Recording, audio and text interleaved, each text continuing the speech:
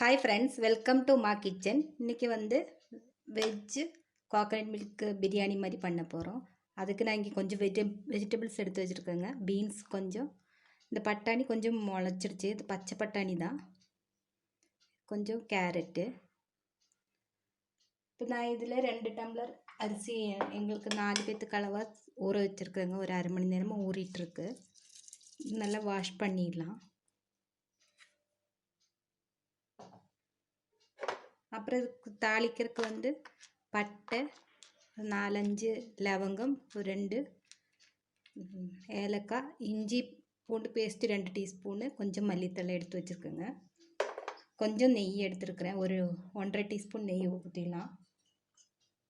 இதை அரைக்கிறதுக்கு ஒரு பெரிய வெங்காயம், 4-5 பச்சை மிளகாய். இதில் வேறு எந்த மசாலாவும் போடுறதில்ல. 1/4 டீஸ்பூன் மஞ்சத்தூளுங்க. அப்புறம் பிரியாணி மசாலா இருந்தால் ஒரு அரை டீஸ்பூன் போட்டுக்கலாம், அவ்வளோதான். இதுக்கு தேவையான பொருள். உப்பு தேவையான அளவு, எண்ணெய், அவ்வளோதான். இதுக்கு நான் 2 டம்ளருக்கு வந்து 4 டம்ளர் தண்ணி ஊற்றுறேன். ஒரு 3 டம்ளர் அளந்து வச்சுருக்கேங்க. இங்கே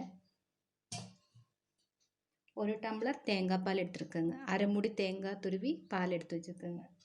இதை எப்படி பண்ணுறதுன்னு பார்க்கலாம் வாங்க ஃப்ரெண்ட்ஸ். இப்போ நான் வந்து குக்கரில் தான் செய்ய போகிறேன். குக்கர் வச்சுருக்கேங்க. இதில் கொஞ்சோண்டு எண்ணெய் ஊற்றிடலாம், ஒரு கரண்டி அளவுக்கு எண்ணெய் ஊற்றிடலாம்.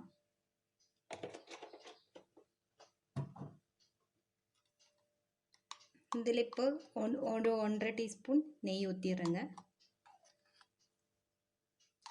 இதில் பிரிஞ்சியெல்லாம் நான் சொல்ல மறந்துட்டேன், பிரிஞ்சியெல்லாம் போட்டுடலாம். இப்போ இதில் பிரிஞ்சியெல்லாம் 2 எடுத்துருக்கேங்க. இதை கட் பண்ணி போட்டுடலாம். இந்த 2 ஏலக்காய், கிராம்பு, பட்டை போட்டுடலாம். அது நல்லா வெடிக்கட்டும், அப்போ தான் ஸ்மெல்லு வரும். இப்போ நல்லா வெடிச்சிருச்சு. இப்போ இதில் இஞ்சி பூண்டு போட்டுடலாம். நல்லா வெடிச்சிருக்கு. நம்ம வெங்காயம்லாம் போட வேண்டியதில்லை, இந்த அரைச்ச ஒரு வெங்காயம் மட்டும் போட்டு இதுக்கு.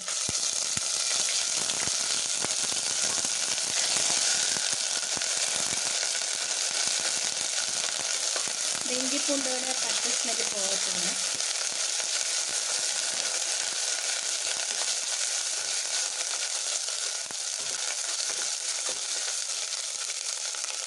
இப்போ அரைச்சி வச்சு வெங்காயம் பச்சை மிளகாய் போட்டுடலாம்.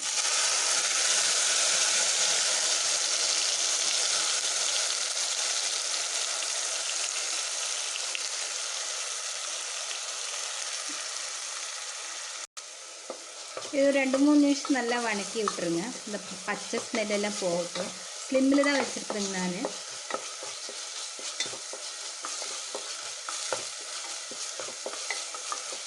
இப்போ இதில் மஞ்சத்தூள் போட்டுடலாம். பாருங்கள், எண்ணெயெல்லாம் வெளியே வர ஆரம்பிச்சிருக்கு.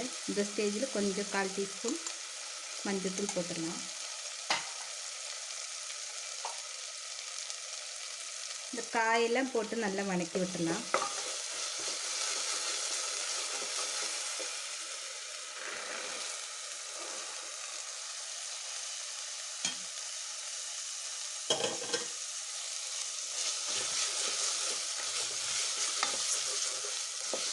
இந்த குக்கரில் அரிசி போட்டு ஒரு விசில் வந்தால் போதுங்க, நம்மளுக்கு சாப்பாடு ரெடி ஆகிடும். நான் இது கூட சைட் டிஷ் வந்து பெப்பர் மஷ்ரூமும் காலிஃப்ளவர் குழம்புன்னு செய்ய போகிறேன்.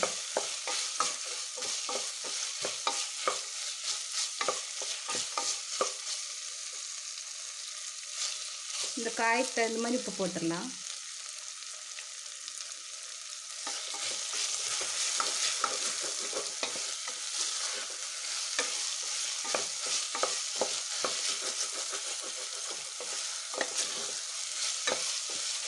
காய் வந்து நல்லா வணங்கிச்சுன்னா அந்த பச்சை கலர் போகாது, பீன்ஸ் எல்லாம் அப்படியே இருக்கும். பாருங்க, 2-3 நிமிஷம் நல்லா வணக்கிட்டேன். இனி வந்து அரிசியை போட்டுடலாம். இப்போ அரிசியை போட்டு நல்லா வடிகட்டிக்கிட்டேங்க. ஒரு கிளறிடலாம்.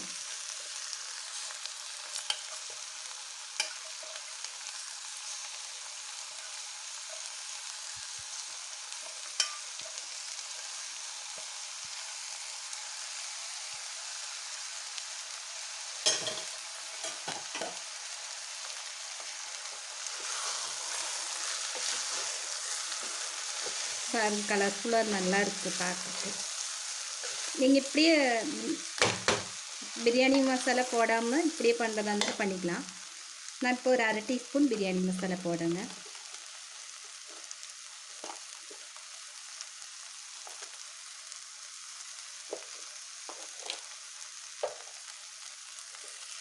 நல்ல கிளறி விட்டுடலாம்.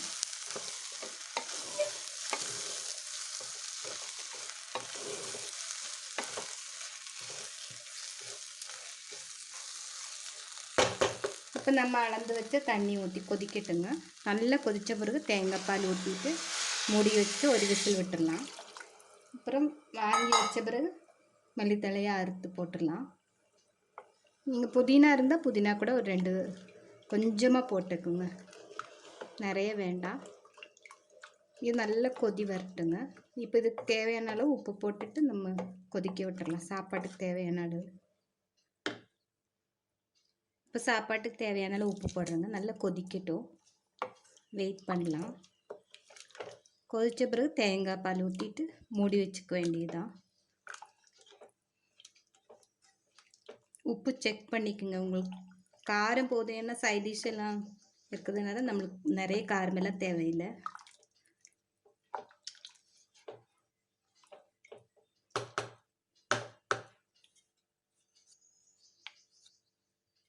இப்போ நல்லா கொதிக்கட்டும், வெயிட் பண்ணலாம்.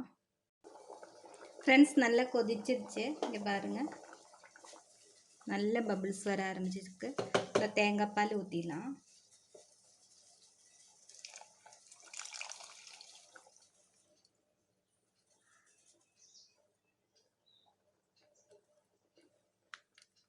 ரொம்ப சுவையாக இருக்குங்க இந்த சாப்பாடு. எல்லோரும் செஞ்சு பார்த்துட்டு உங்களுக்கு கமெண்ட்ஸ் எனக்கு மறக்காமல் சொல்லுங்கள். இது ஒரு விசில் விட்டுடலாம். குக்கர் மூடி வச்சிடலாம். ஹையில் தான் இப்போ நான் வச்சுருக்குறேங்க. ஒரு விசில் வந்தால் போதும்.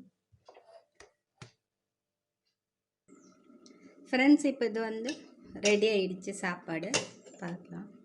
பாருங்கள், புலப்பெல்லாம் நல்லா வந்திருக்கு. ஒரு விசில் தான் விட்டேன். இது இப்படியே ஆறட்டும், ஒன்றோட ஒன்று ஒட்டாமல் வந்துடும். இதில் கொஞ்சம் மல்லித்தலை தூவி நான் ப்ரெசென்ட் பண்ணும்போது காமிக்கிறேன் உங்களுக்கு. ஃப்ரெண்ட்ஸ், இப்போ வந்து veg coconut milk pulao ready ஆகிடுச்சு. இதுக்கு நான் சைட் டிஷ் வந்து மஷ்ரூம் ஃப்ரை, பெப்பர் ஃப்ரை எடுத்திருக்கேன். இது காலிஃப்ளவர் வச்சு ஒரு குழம்பு மாதிரி செஞ்சுருக்கேன். இது 2 வீடியோ எடுக்கல. இன்னொரு நாள் செய்யும்போது உங்களுக்கு கண்டிப்பாக வீடியோ எடுத்து போடுறேங்க. இப்போ இந்த ரெசிபி எல்லாருக்கும் பிடிச்சிருக்குன்னு நினைக்கிறேங்க. எல்லோரும் செஞ்சு பாருங்கள். உங்கள் கமெண்ட்ஸ் எனக்கு மறக்காமல் சொல்லுங்கள். இந்த வீடியோ பார்த்ததுக்கு ரொம்ப ரொம்ப தேங்க்ஸ். ஃப்ரெண்ட்ஸ், இங்கே நம்மளுக்கு துளசி சாதம் ரெடி ஆகிடுச்சு. நான் சர்வ் பண்ணியாச்சு. இது எல்லாருக்கும் இந்த ரெசிபி பிடிச்சிருக்குன்னு நினைக்கிறேங்க. இந்த வீடியோ பார்த்ததுக்கு ரொம்ப ரொம்ப தேங்க்ஸ்.